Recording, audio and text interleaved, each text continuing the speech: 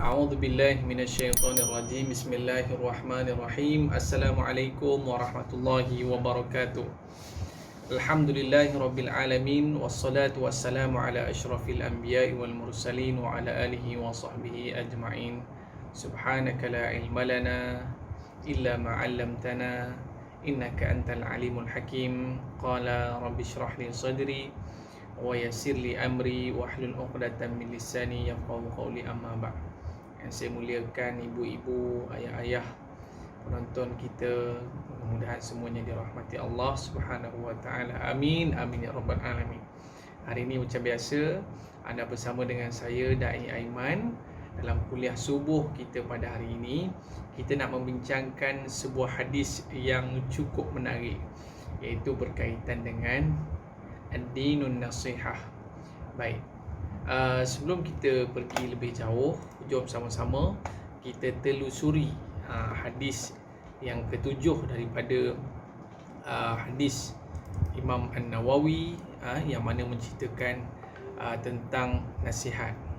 An Abi Ruqayyah Tamim bin Aus Ad-Dari radhiyallahu anhu anna Nabi sallallahu alaihi wasallam qala ad-dinun nasihah. Qulna liman?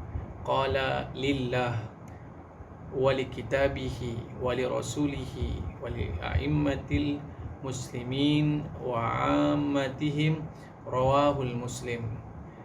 Daripada Abu Ruqayyah Tamim bin Aus Ad-Dari radhiyallahu an, bahawa Nabi sallallahu alaihi wasallam telah bersabda, agama itu adalah nasihat.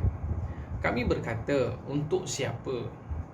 Baginda sallallahu alaihi wasallam bersabda, untuk Allah, untuk kitabnya, untuk rasulnya, untuk para imam kaum muslimin, dan untuk umat Islam seluruhnya. Muslimin muslimat yang dirahmati Allah Subhanahu wa taala sekalian, hadis ni hadis yang cukup menarik. Nasihat, saling tegur, saling berikan motivasi, berdakwah dan sebagainya, satu perkara yang menjadi kewajipan untuk kita sebagai seorang manusia. Kita tengok anak kita buat kemungkaran, jadi kita wajib tegur. Kita tengok isteri kita, suami kita buat kemungkaran, kita bertanggungjawab untuk menegur mereka. Dan begitu juga kita sebagai seorang cikgu, nampak anak murid kita buat kesilapan, kita kena tegur mereka. Ini dalam kita memahami konteks ad-dinun nasihah. Agama itu sendiri adalah nasihat. Apa yang dimaksudkan agama itu adalah nasihat? Tuan-tuan, dalam kita berdakwah ini dia ada dua. Yang pertama, dakwah dengan kata-kata dan dakwah dengan perbuatan. Dan kalau kita melihat di sini, dakwah daripada sudut kata-kata ni banyaklah. Kita bagi motivasi, kita menyampaikan dakwah dan sebagainya. Dan dakwah daripada sudut perbuatan itu, bagaimana seseorang itu bila nampak seorang buat baik, maka dia akan rasa nak buat kebaikan. Sebab tu kadang-kadang kan kita ni tak adalah rasa macam nak pakai kopiah, tapi bila kita tengok, alah kawan-kawan kita semua pakai kopiah, jadi kita pun nak pakai kopiah. Dan sebagai contoh, kalau orang perempuan dia tengok, ui cantik lah, kawan-kawan aku semua pakai tudung, jadi aku pun rasa macam nak pakai tudung juga. Nampak surrounding kan, biasalah tengok Kak Leha sebelah rumah beli pinggan mangkuk baru, kita pun nak pinggan mangkuk baru. Jadi oleh sebab itulah, bila kita tengok orang buat kebaikan, ramai pula orang sedekah kat mak tahfiz ni, jadi kita pun rasa nak buat juga kebaikan. Sebab itu bila hadis tadi menyebutkan agama itu adalah nasihat, yang bermaksud apa dia? Bila kita melihat kepada agama itu sendiri pun kita dah rasa terdidik. Kita pergi ke masjid, tengok orang solat jemaah, agak-agak kita nak melepak kat tepi tu ke, kita pun nak sembahyang jemaah. Kita pun nak sembahyang jemaah, tuan-tuan. Sebab tu agama, kita tengok agama tu, kita rasa macam telah dididik dan telah diberi nasihat. Orang bertadarus bulan Ramadan, kita kan nak duduk kat tepi tangga, kita pun turut sama nak bertadarus, walaupun mengangkat-angkat, tak kisahlah. Jadi maknanya di situ, agama itu adalah nasihat. Kita ada kawan baik, kita tahu Kita ada kawan baik kita. Kita ni tak adalah berapa baik sangat. Tapi disebabkan kawan baik kita tu jaga solat, cakap benda-benda yang baik, suka buat kebaikan, sedekah dan sebagainya, kita akan terus jadi baik. Sebab apa? Segan dengan member kita tu.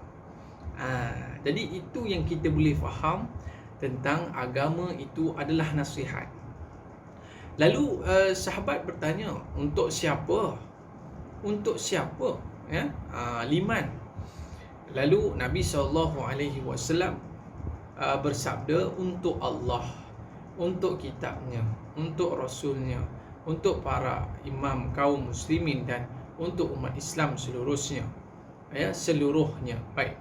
Yang pertama sekali, sahabat-sahabat yang dirahmati Allah SWT sekalian, yang untuk siapa? Iaitu untuk Allah.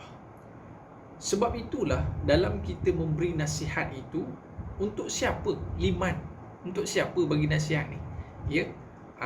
Sebab setengah orang bagi nasihat sebab pertama sekali dia nak menunjukkan bahawa aku seorang je yang betul dalam dunia ni. Itu masalah juga. Ada setengah orang tu dia bagi nasihat, ya, sebab apa? Sebab benci dengan orang ni, ya, tak suka sangat dengan orang ni. Sebab tu dia bagi nasihat di khalayak ramai, nak memalukan orang tersebut. Ada setengah orang bagi nasihat ni, ya, dia nak membanding-bandingkan orang lain, ya. Dan ada yang bagi nasihat ni untuk apa? Ya, supaya dapat kebaikan kepada dirinya semula. Aku bagi nasihat kat dia, nanti mana tahu dia belanja aku makan. Nampak macam tu.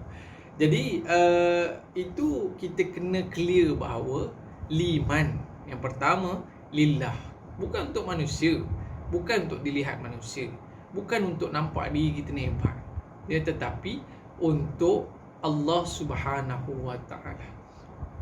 Untuk kita nak biar kita ni nampak hebat di mata Allah Subhanahu wa taala. Itu yang kita nak.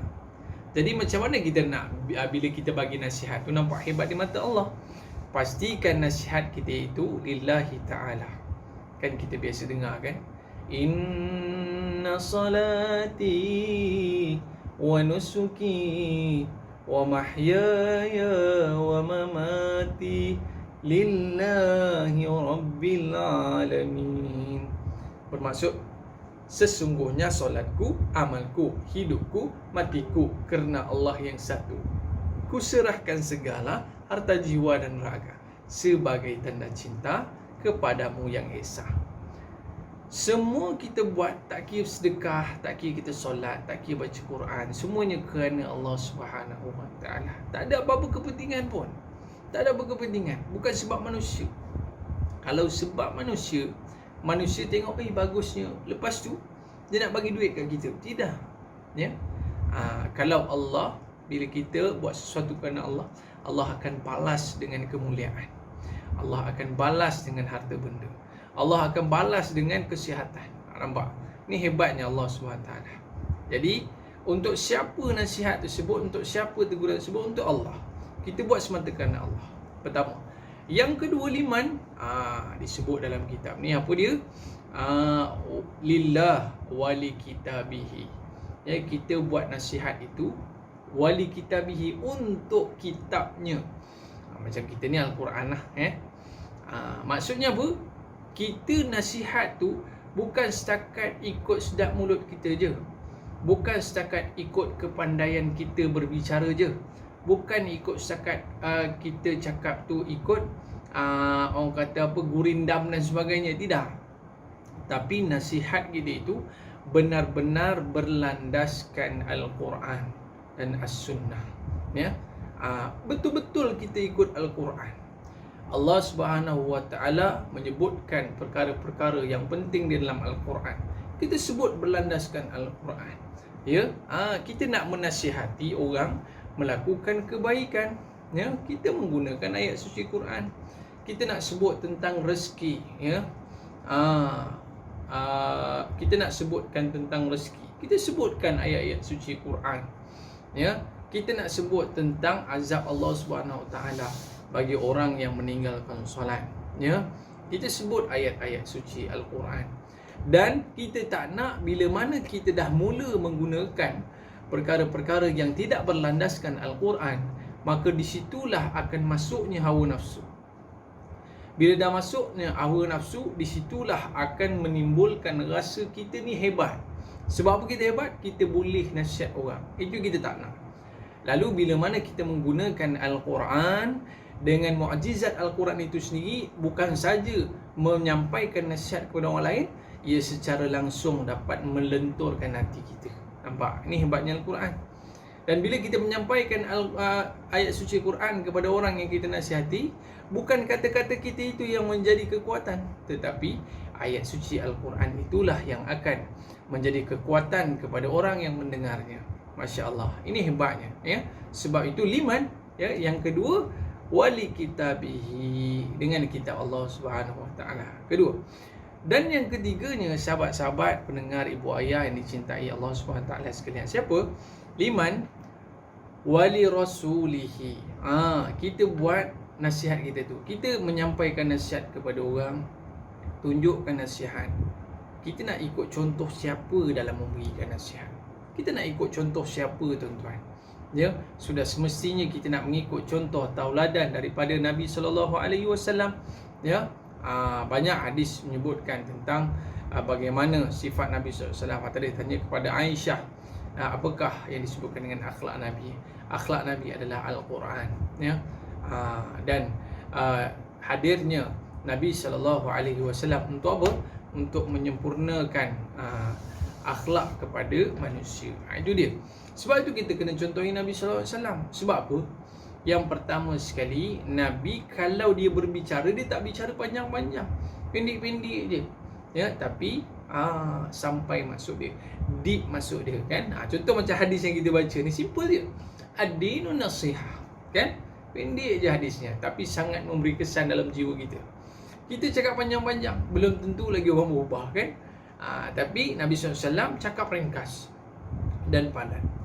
Namun begitu, Nabi SAW lebih menggunakan pendekatan, ya, dengan berdakwah menggunakan perbuatan. Sebagai contohnya, Nabi melakukan kebaikan, tolong orang dalam keadaan kesusahan, Nabi melakukan amal-amal kebaikan. Jadi dengan melakukan kebaikan itu, secara tak langsung ia memberikan kesan yang cukup mendalam dalam dunia dakwah Nabi sallallahu alaihi wasallam. Ramai orang yang masuk Islam, ya, disebabkan kebaikan akhlak Nabi sallallahu alaihi wasallam dengan sifat amanahnya, al-amin dan sebagainya. Oleh sebab itu, kita nak menyampaikan dakwah itu, ia bukan atas kelebihan kita, tapi atas dasar kita mengikut contoh tauladan daripada baginda SAW. Beri makan orang miskin, bantu orang susah, ya, cakap benda-benda yang baik, amanah, jujur dan sebagainya. Bila orang tengok kita boleh jujur, kita boleh amanah, kita boleh jaga solat, kita boleh baca Quran, kita cakap baik-baik, lalu dengan perbuatan kita itu sendiri pun, orang dah boleh suka kepada Islam, orang dah boleh suka kepada kebaikan, ya. Jadi nak menyampaikan kebaikan, nak nasihat orang, ikut Nabi sallallahu alaihi wasallam, ya. Wali immatil muslimin, dan juga pemimpin. Sebab itu kalau kita sebut kadang-kadang pemimpin ini, ya, bila kita liman nasihat kepada pemimpin. Namun bila kita nak menasihati pemimpin ni ada caranya, ya. Tak boleh kita keyboard warrior, kita terus serang je dekat Facebook menteri ataupun Facebook pemerintah. Tak boleh macam tu. Kita kena beradab, iaitu kita kena cakap, panggil dia. Macam Nabi SAW, ya, ataupun para sahabat, mereka kalau nak tegur, mereka akan panggil, ya.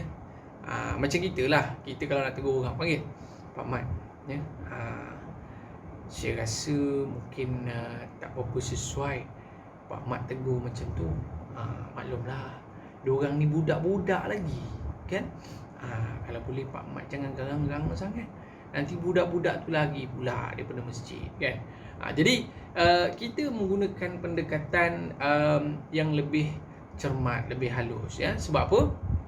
Yang kita kena tahu, kita kena taat kepada pemimpin. Wa ulil amri minkum.